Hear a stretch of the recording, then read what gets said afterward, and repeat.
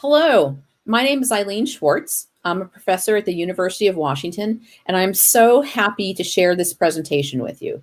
I don't know if it's morning or afternoon or night when you're watching this, but whatever it is, I hope that you're doing well. So, like I said, welcome, and this is something new for all of us. We're all learning more about how to learn remotely, and one of the great things for those of us that are in special education and working in inclusion is it reminds us about what learning means and how we need to take into consideration the needs of every learner and check in with each other.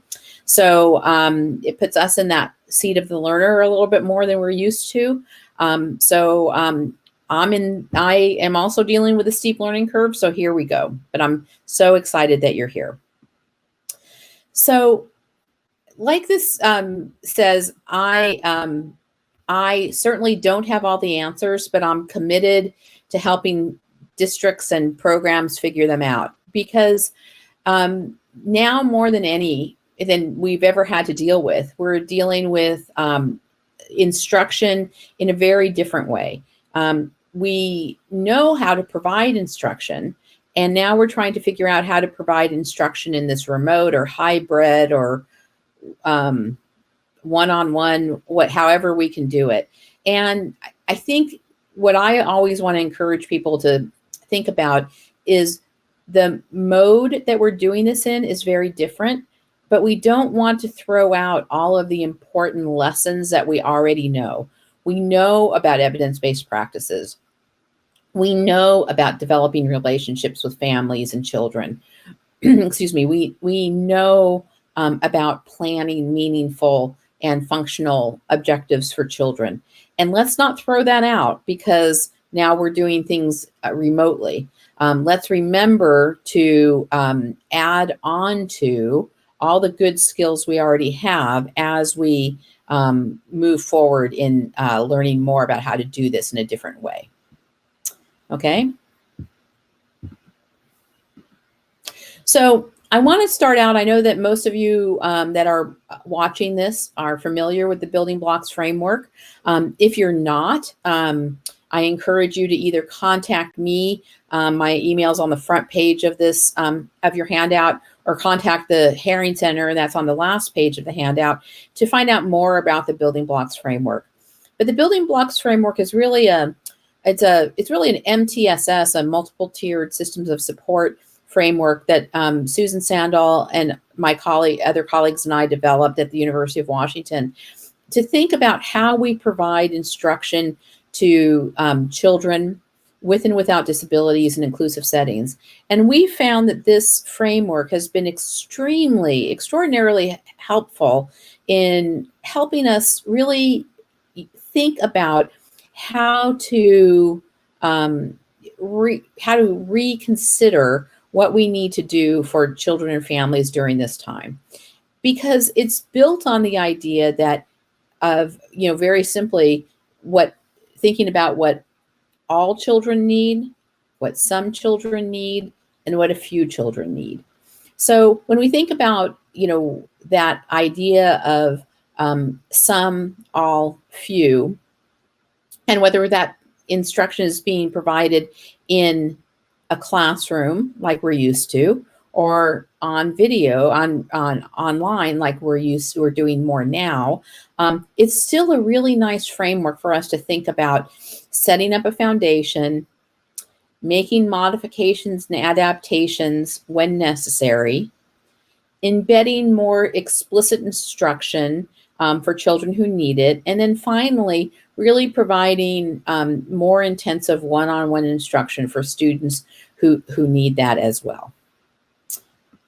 So in our work at the Herring Center, which is at the University of Washington, we spent a lot of time in thinking about what that might look like for supporting children and families. And we started this last spring, like probably most of you did as well.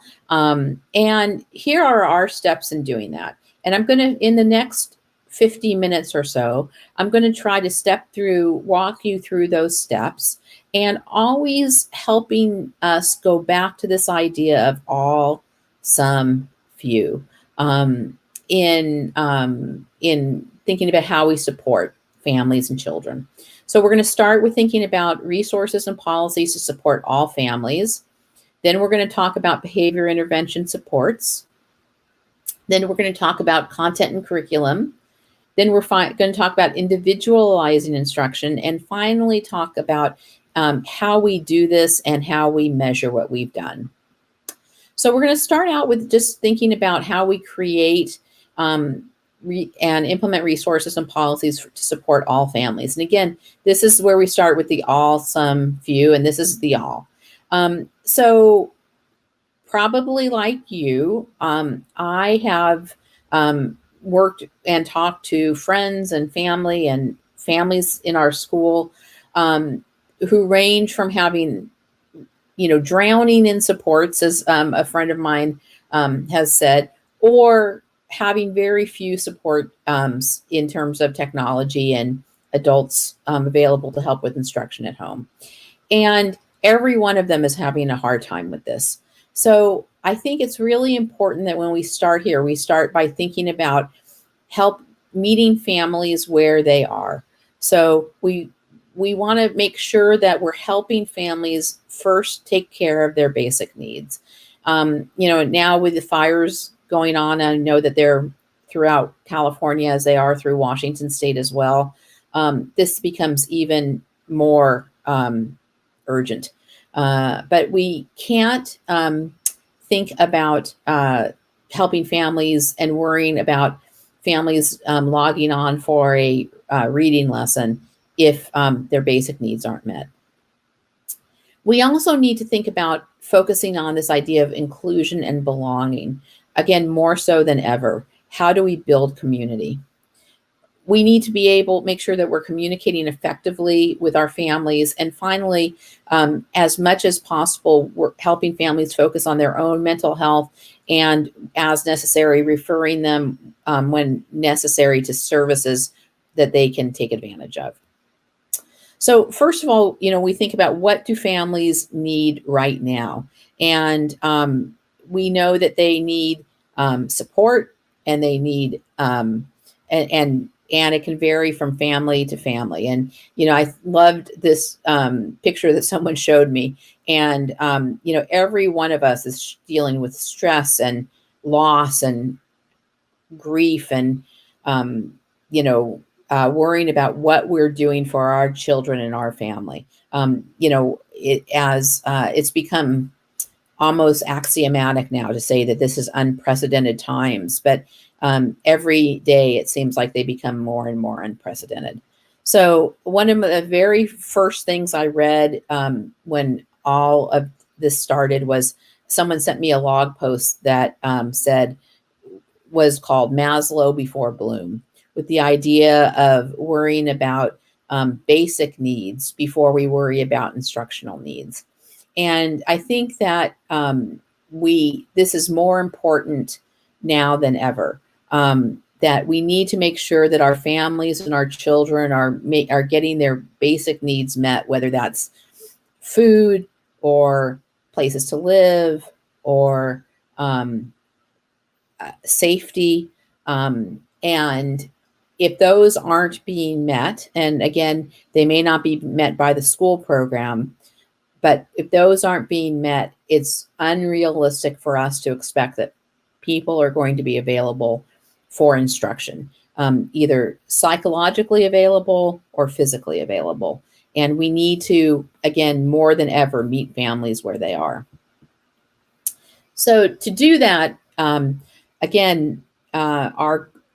one of the things about early childhood educators is that we as a field pride ourselves on developing good relationships with families.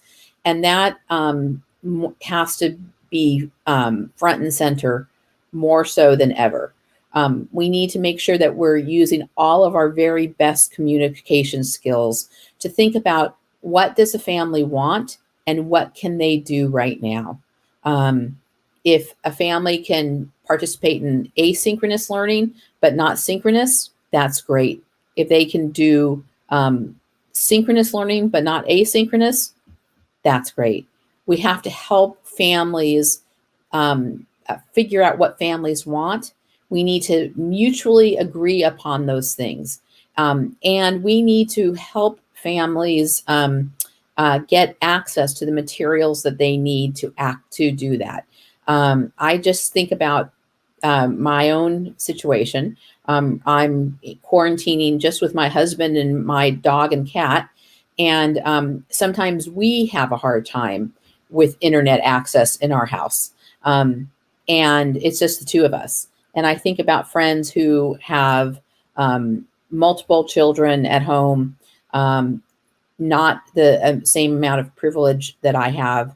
And we're asking them to be available to have 3 or 4 Zoom meetings, depending on the number of their kids going on at the same time. We have to think about how realistic that is.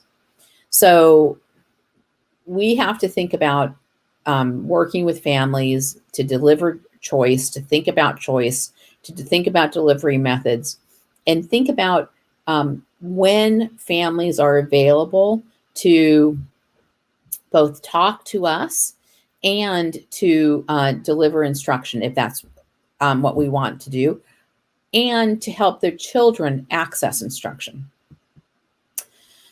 So some of the ways that we've really helped folks do that is first and foremost, help making sure families are getting their basic needs met. Second, one big desire that families have shared with us is hosting virtual play dates or virtual lunch bunches, so that via Zoom or some other technology, we'll get small groups of children and families together where they can share a lunch or a snack, or we can set up a play date for them or do a project with them together.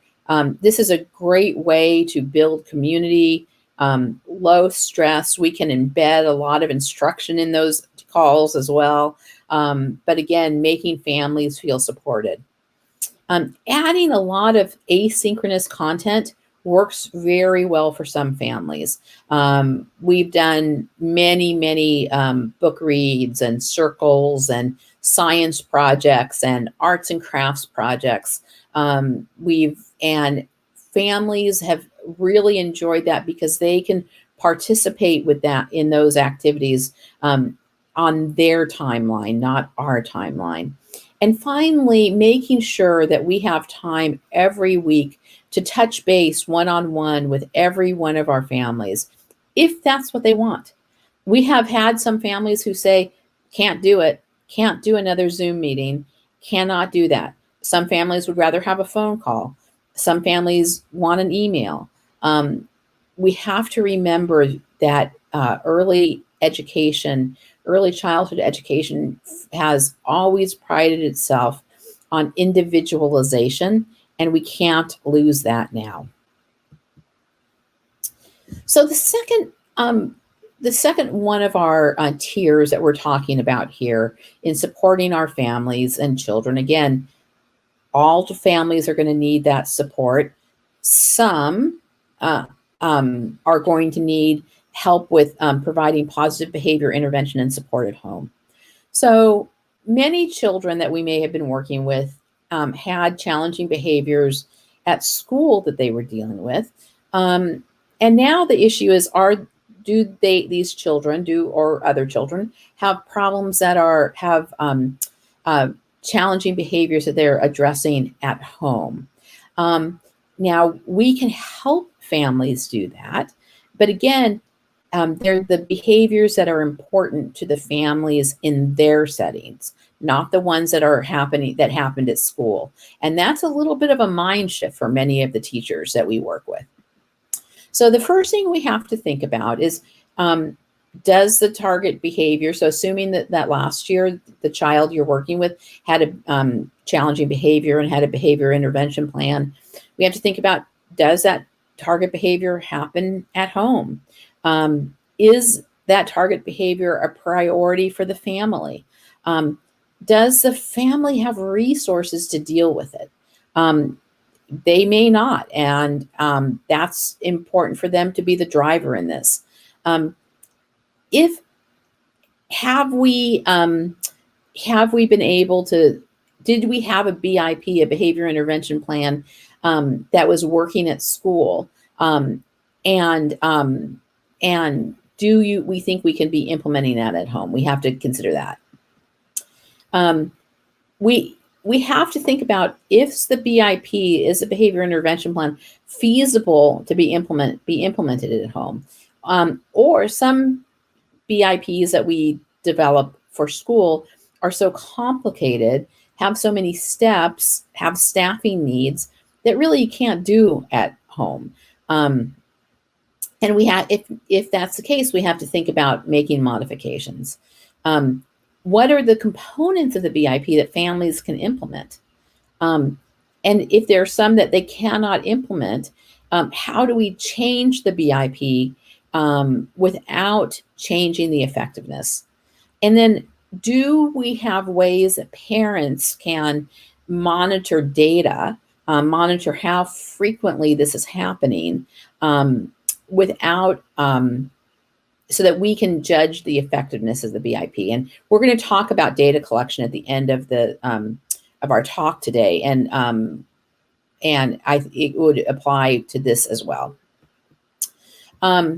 So we want to make sure that when we start thinking about BIPs, we need to have very open conversations with our families, with the families with whom we're working. We need to be thinking about how does this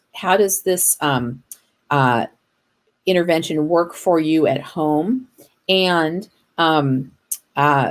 what parts of it would you like us to change? We need to make sure that we're talking about behaviors in the most jargon-free way that we can, and in a way that makes sense culturally to the family.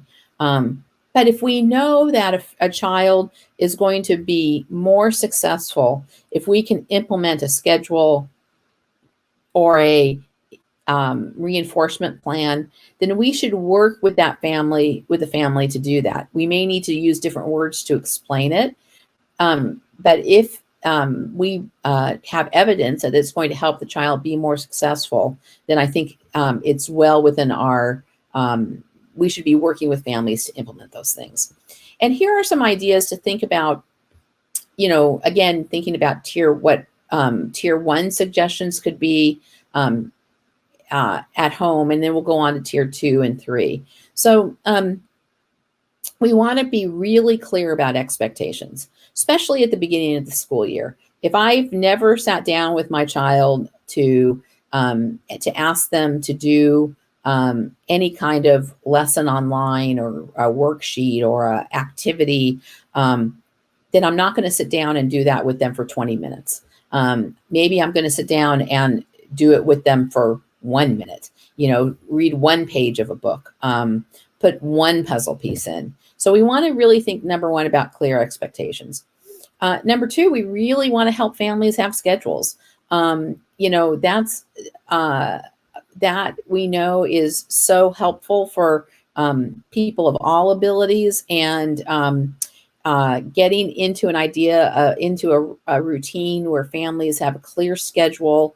This is when, you're doing this kind of activity. This is when you get to choose what activity you do. We really want to help families think about positive reinforcement and how they use their attention contingently to reinforce behaviors that they want to see happen again. And we really want to help parents think about what is reasonable. 30-minute sessions may be too long. Maybe they need to do 10-minute sessions. And if they can have a successful 10-minute session, that's fantastic. If that's too long, start with a 2-minute session. But you have to be able to have families be successful, both for them, both for the parent and for the child. It's easier to start short and extend than to start out by trying to bite off too much and being unsuccessful at first. You really need children and families to be successful at the beginning. We also, so here's some more tier 1 issues.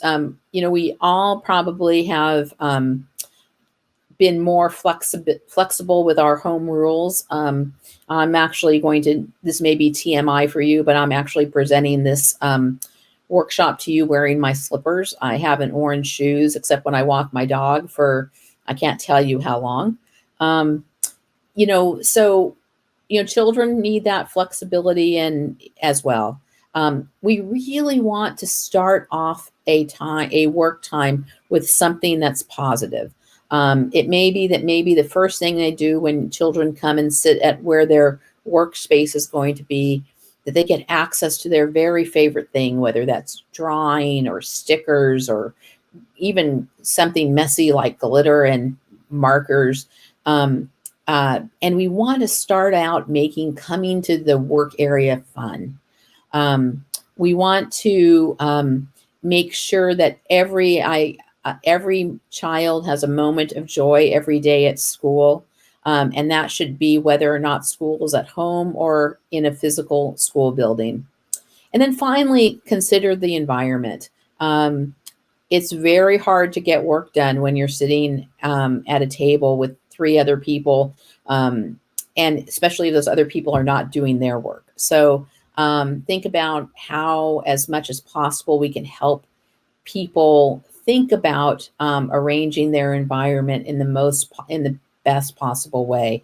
One of the tricks we used to use that we use in school when we're in the physical school building is giving every child a tray to work on.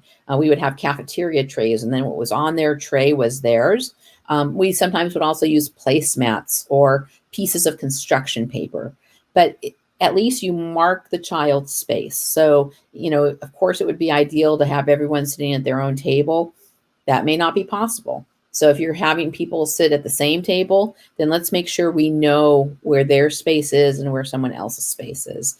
Help them arrange their materials. And again, we'll talk a little bit more about materials in a minute. And here are some ideas for kind of tier 2 and 3 interventions. Timers. We love timers. We know that children can be very successful when they know how long they're going to be doing something, when the end of something is going to be happening. Have short work sessions and broken up by longer breaks, lots of movement. The idea of making helping children have an opportunity to move, and whether it's inside or outside, is important. Provide choices when possible, and of course, our trusty first then charts, because they're so essential to what we do.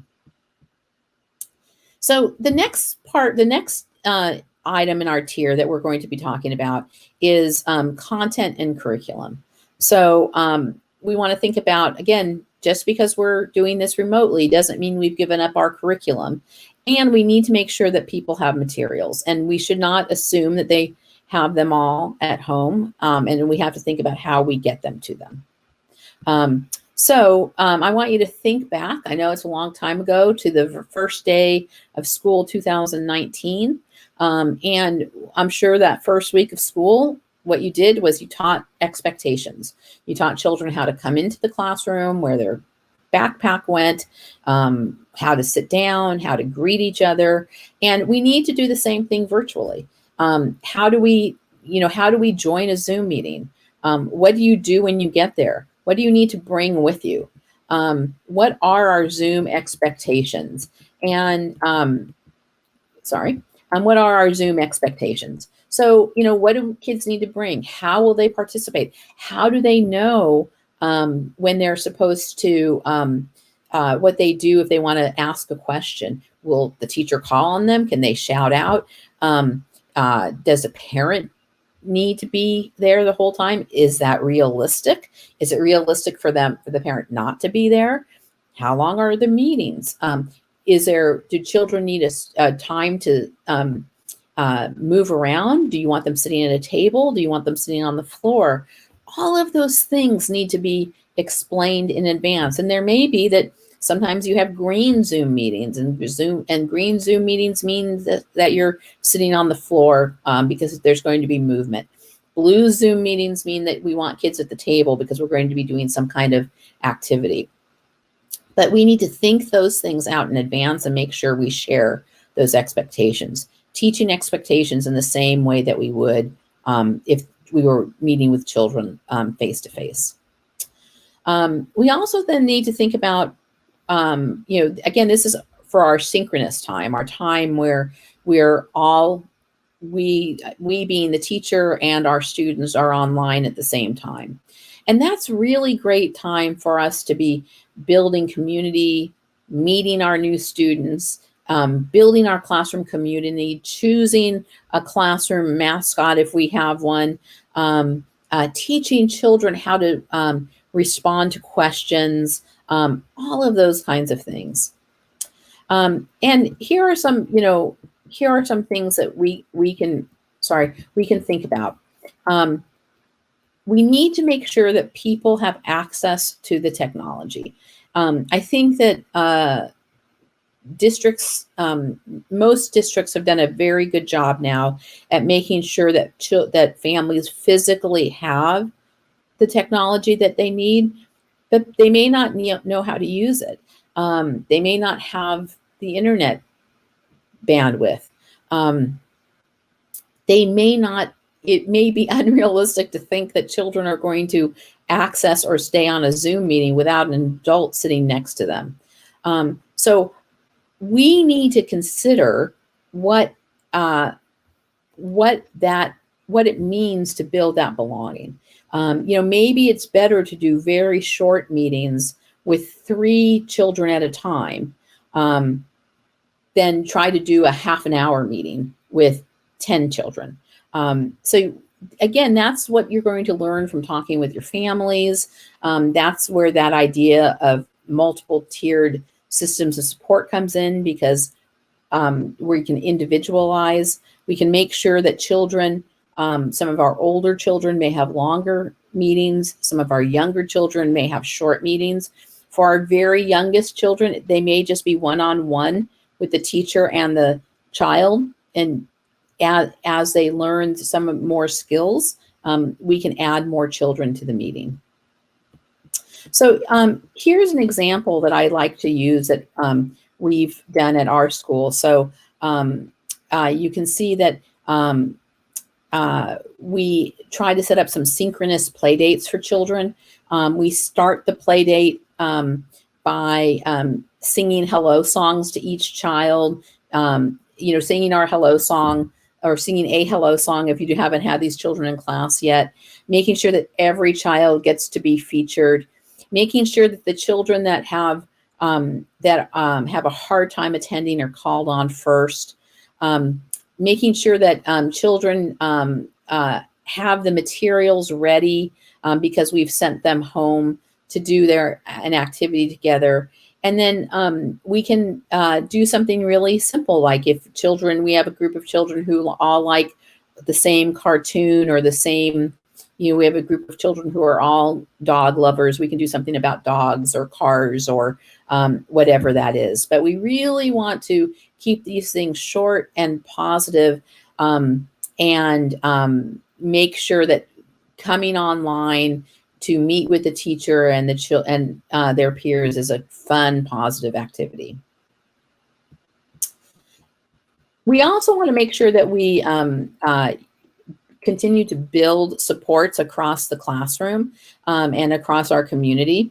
And we can do those in a number of ways. One is to make sure that we get support, we get permission from all the families to share pictures of all the children so that everyone gets a roster of all the kids, and ideally contact information, again, if families are willing to share. We need to make sure that everyone has a photo description of all the teachers. So all the adults that are in the classroom, make sure that you send home a little, you send home a description of everyone. You can have a little bio, my favorite animal is, I have these kinds of pets. I have 3 brothers and sisters, or I have how many children, whatever information you want to share. But it's nice to, again, personalize. Even though we're meeting remotely, we still want to personalize. If you can do a book about the children, everyone in the classroom, that's always fun. And a list of favorite class books and favorite class songs. A playlist of the songs is always really fun. So to make sure that people, that you can, that the child can still have those same kinds of classroom experiences, early childhood experiences at home. And then in each of our classrooms, we try to have a class mascot, whether it's a animal or something else. And it's nice. We try to send that home with children so that they can have it with them during their Zoom meetings. And again, we're going to talk about sending materials home in a minute. So here's an example of how you might do that. So assuming you're using Teaching Strategies Gold, you could do a short activity during Circle where that act for the objective of identifying and naming letters. We can have letter cards and have children take turns naming them. We can send home name cards, letters. We can send home letter cards, and for children who may be nonverbal, they hold up the same letter. So there's lots of ways that, especially by doing some pre-planning that we share with the families so that they know what letter we'd be working on, what letters they'd be working on, they can have those materials present. So again, it's not just a matter of sharing with our co-teachers what we're doing. We have to remember that all the parents and adults and caregivers have become our co-teachers. So in the same way that we need to have our materials present, we need to make sure that the co-teachers have their materials present. So again, here's an example of what we could be thinking about. We welcome our children by singing. We're going to talk about some of our character names, and we're going to hold up different character names from Paw Patrol and say, okay, what letter does Rocky start with? What letter does another one start with? And then adults can be, the teacher can be taking data on who's responding and who's not responding. So we have to think about how to do this in a way that we're using those high interest items. And we know that that's one of the curricular modifications that we talk about a lot in building blocks, using high interest items to be teaching to be teaching the content, the classroom content.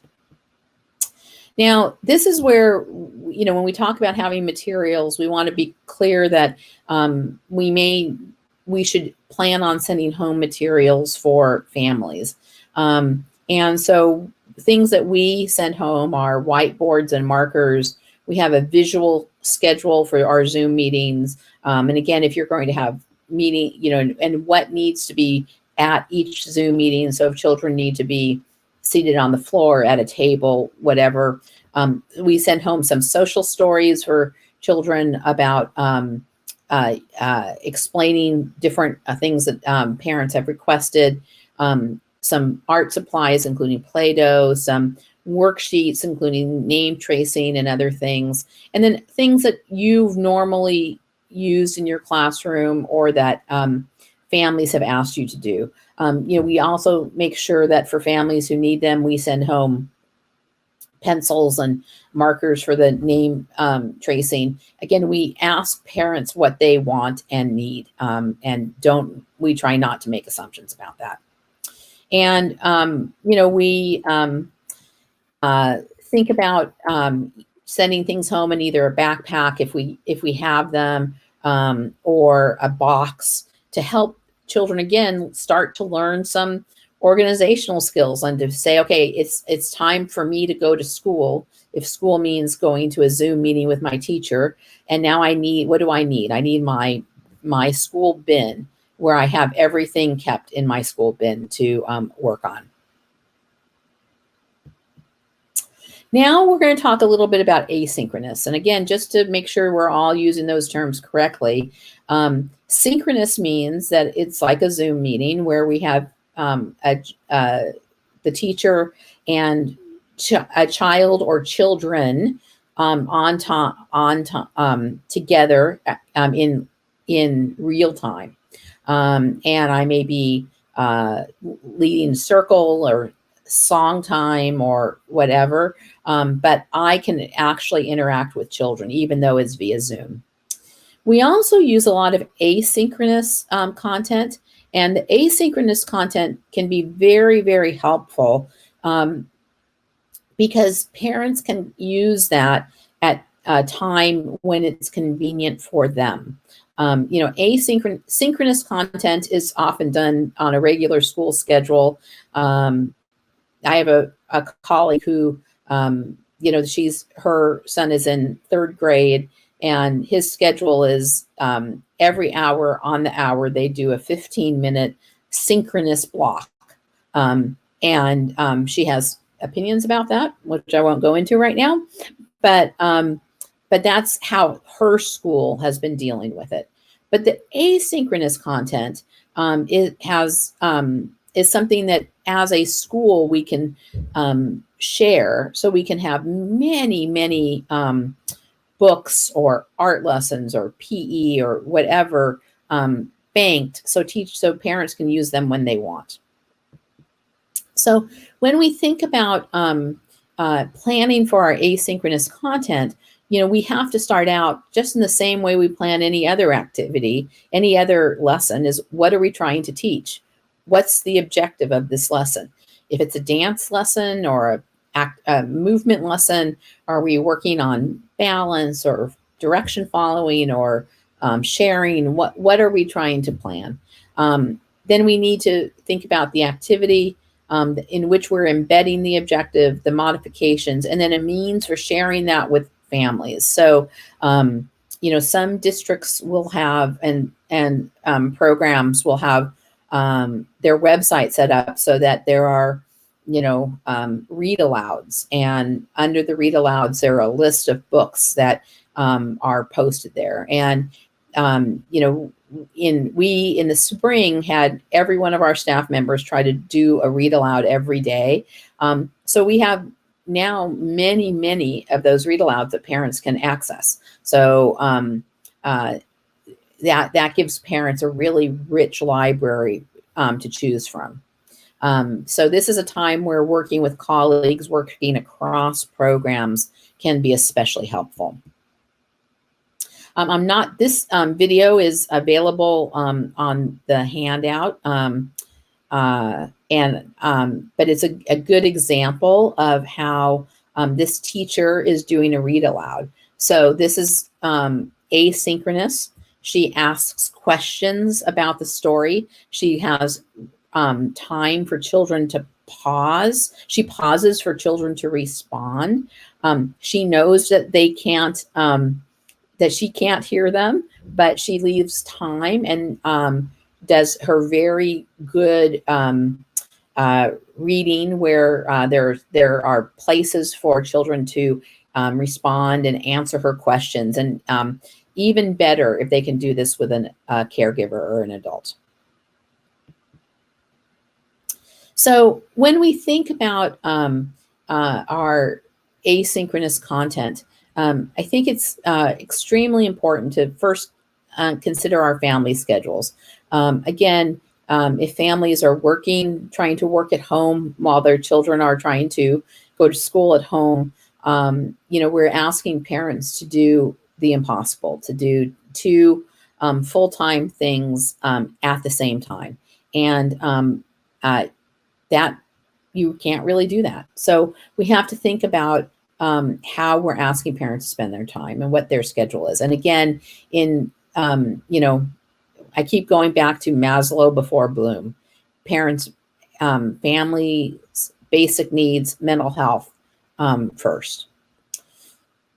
It's also nice by making sure that the asynchronous times, asynchronous activities have lots of options where children can access things that they really like. So if we have children who love books about trains, then we have to make sure that we have a lot of train books recorded.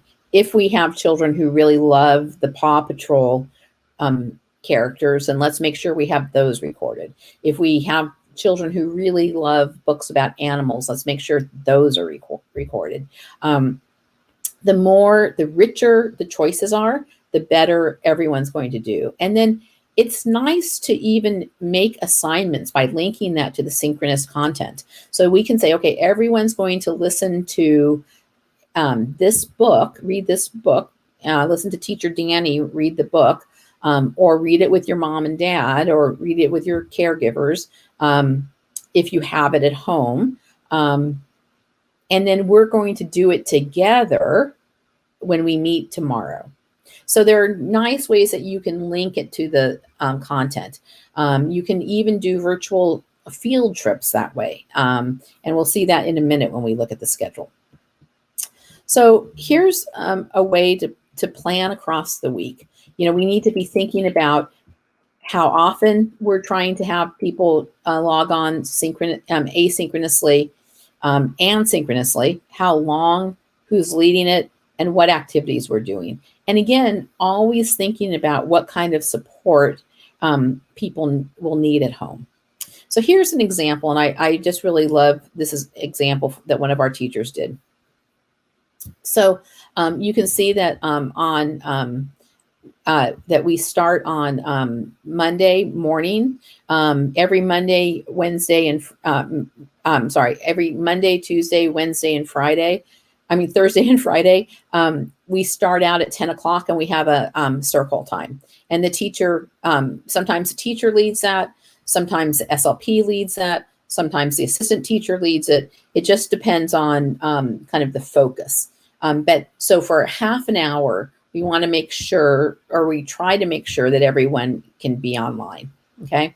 But then we might not have anything else till the afternoon, because we want to make sure, again, what parents have told us is that time in between is either prime time work time for them or prime time instruction for their other children. So we have to think about when they can be accessible. This is great time for them to connect on their asynchronous learning. But what this weekly schedule suggests is that 4 days a week there's a circle time, a live circle time. 2 days a week there's a live activity. So there's a dance class, and then there's a yoga class, and then you can see that they have an asynchronous field trip to the zoo, and then they're going to be doing content about that. Their contact during the week could even link into their asynchronous field trip. One of the nice things is that so many community organizations, zoos and museums and other organizations have lots of wonderful content and guided visits that we can use now. And we've used those a lot with our children.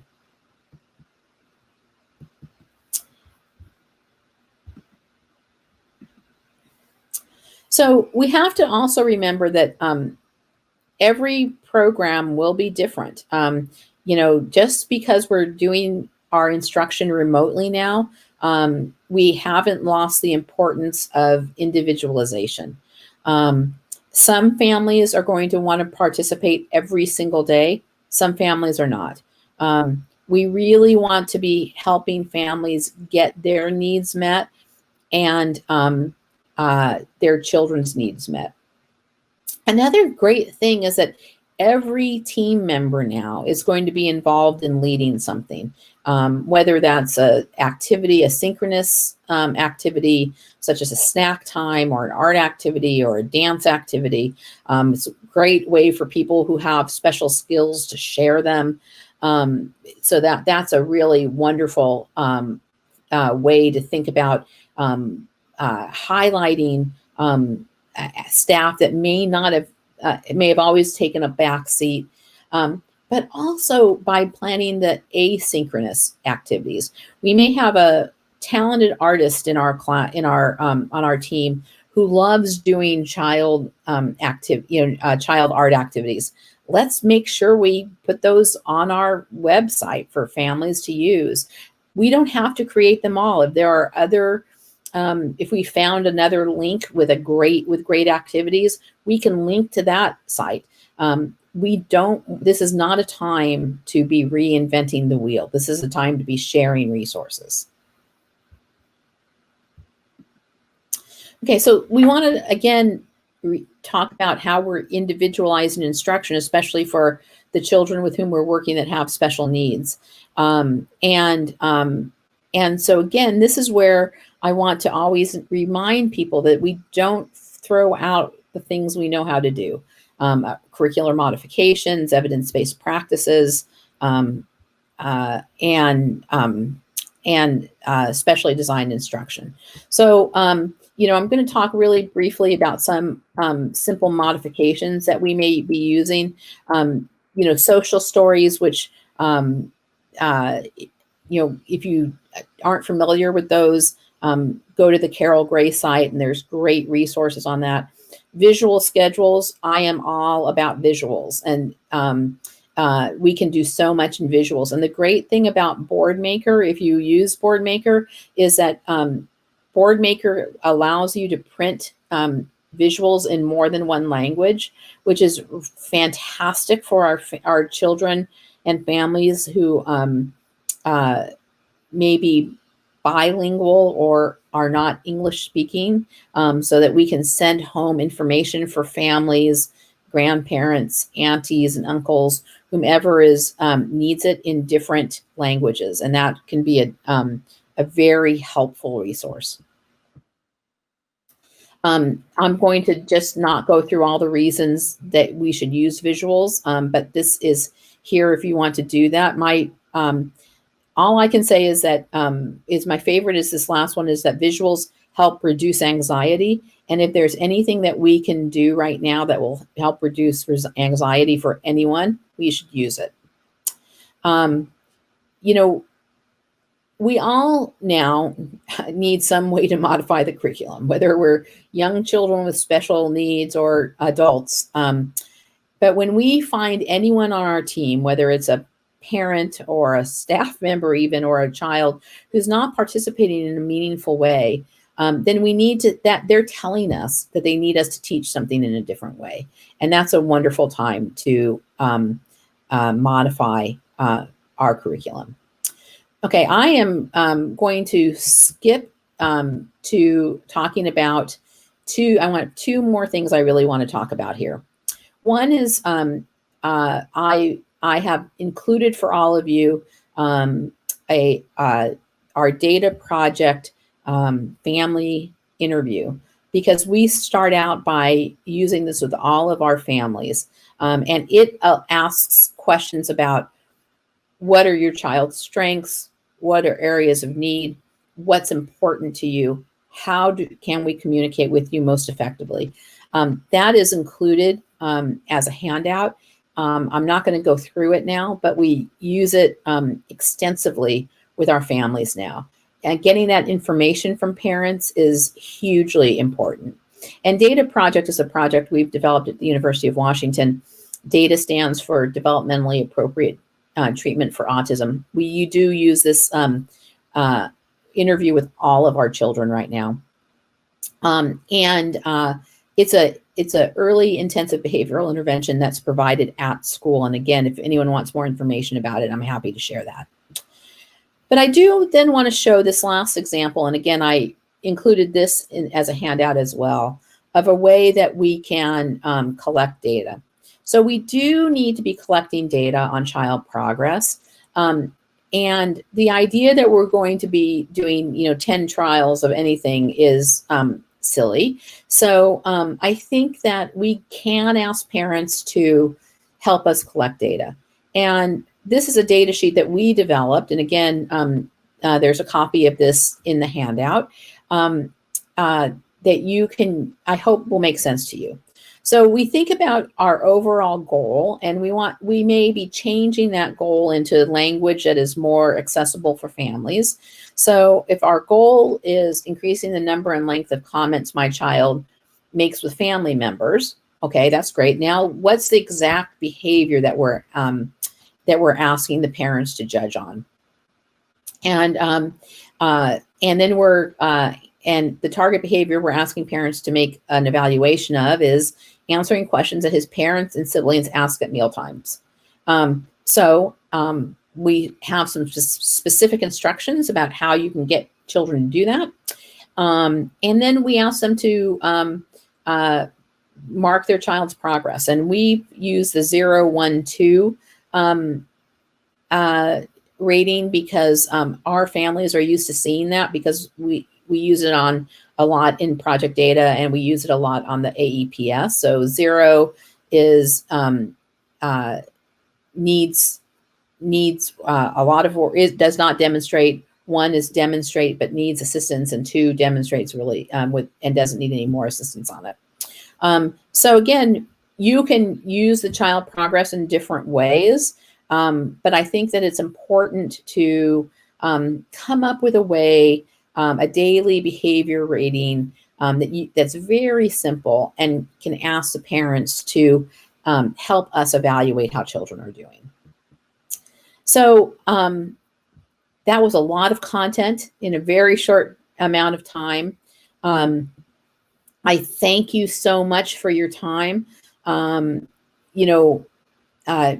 Being a teacher, being an early educator has always been both a challenge and a privilege. We get to spend time with children and families at a very special time of their lives. And now we're doing it on video, on the internet. So, the old saying about how Ginger Rogers did everything that Fred Astaire did, but she did it backwards and in high heels. And now I feel like that's exactly what our teachers are doing, is that teachers have always been the most incredible human beings. And now we're all being asked to do it in even a more challenging way. So I hope that this was helpful. Feel free to contact me if you want any other information. And thank you very much.